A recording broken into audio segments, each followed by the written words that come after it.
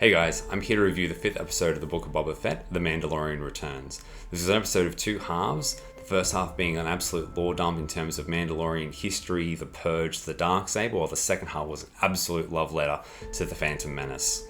After last week's tease, I wasn't really sure on how far into the episode we might first see Mandalorian. I was speculating that possibly it was going to be towards the end of the episode. However, right out the gate, it was an absolutely brutal entrance. What I loved about the first half is that it brought a lot of what I felt has been missing from the Book of Boba Fett show so far. Really cool action scenes, great storytelling that develops both the characters and the worlds around them. There was so much to take in, including an amazing interlude that combined both the Mandalorian and the Book of Boba Fett themes, which I thought was really, really cool. I really hope they include that on the audio volumes that they've been releasing. Haven't been too much of a fan of the volumes myself, given that I like the full soundtracks of the episodes, but I really do hope that they include that one. The Ring World was a unique setting that gave us a reprieve from Tatooine. I feel like getting away from Tatooine has sort of brought a little bit of freshness to the episode, which was really, really important. And that blending of the physical sets and the CG from the volume really came together into a really unique setting that we haven't really seen before. And just that overall first fight scene just brought a sense of brutality that I feel that has really been missing from Fett's character in these first 5 episodes. It was absolutely amazing to see the Armorer and Paz Vizsla again from the Culvert on Navarro. The flashbacks of the Purge and the Night of 1,000 Tears was really, really well put together and really reminiscent of the post-apocalyptic world of the Terminator. Watching the KX security droids and probe droids sort of stalk through the wreckage and hunting down the survivors was really, really dark, and I really loved that. It was a really cool sequence to show the destruction that the Empire brought to Mandalore. One thing I thought was really interesting is that the Armorer said that she had been hiding out on Concordia when the Purge occurred. And so maybe her account doesn't particularly align with what we've previously heard from Bo-Katan, who said not to believe everything that you've heard about Mandalore. So it's going to be interesting to see how that plays out. While it was really obvious that Paz Vizsla was going to make a play for the Darksaber, the Armorer was giving me some really suspect vibes while heating up the Beskar spear, talking about how it could pierce Beskar armor. She looked really suspicious there, and I thought maybe she was going to be the one to make the first move, but she sort of remains as a neutral party in that regard. I love the fight between Paz Vizsla and Mando.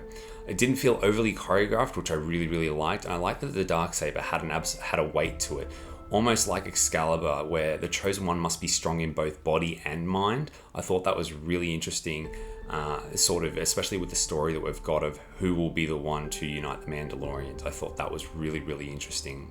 With Mando being cast out of the Creed, it opens up some really interesting and unique storytelling possibilities for Season 3. It depends on whether he wants to go in search of Mandalore and seek that atonement in the living waters of the mines of Mandalore, or if he learns that instead of the way, there might actually be other ways to be a Mandalorian, as per what we've heard from Bo-Katan, that he doesn't need to follow this rigid dogma of the Watch, essentially. So it's going to be really interesting to see what path Mando takes in Season 3, whether he does indeed go and search for atonement, or if he forges his own path. All roads, of course, must lead back to Tatooine, and Peli Motto has promised a replacement for the Razor Crest, and oh boy did she deliver. Peli Motto isn't one of my favourite characters from Star Wars, but she has this sort of unique charmingness to her in her own weird way that I kind of like, although it does sometimes outstay its welcome. I was initially unimpressed with the fact that his replacement for the Razor Crest was going to be an N1 starfighter. I've grown quite attached to the Razor Crest over its recent history, and so I was sort of like, it's not the same. I really wanted that Razor Crest, something new, something unique. However, much like Mando, I soon came around to the ship with the modifications and scraping back the layers of paint so that you get this nice chrome finish. I felt that once they were finished rebuilding it, it looked absolutely incredible. To watch it then take off and rip through Beggar's Canyon was an absolute treat. The pod racing from episode 1 is one of my favourite segments of the saga, and so watching it recreated here was just absolutely amazing.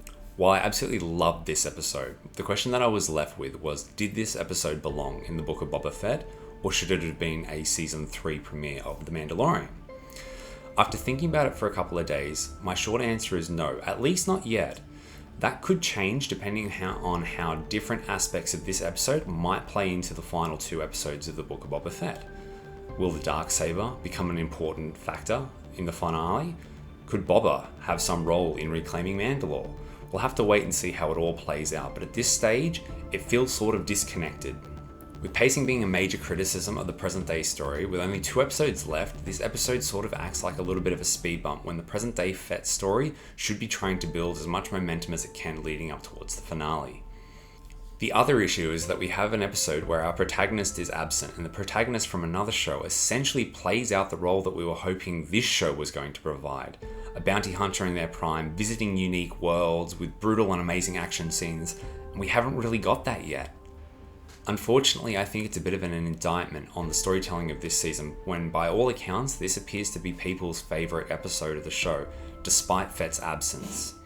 Even for me, when I saw Mando, I felt a sense of comfort, like everything was going to be okay in terms of quality of this episode, that he was the missing ingredient that was going to bring it all together and make a fantastic, fantastic episode, and it did.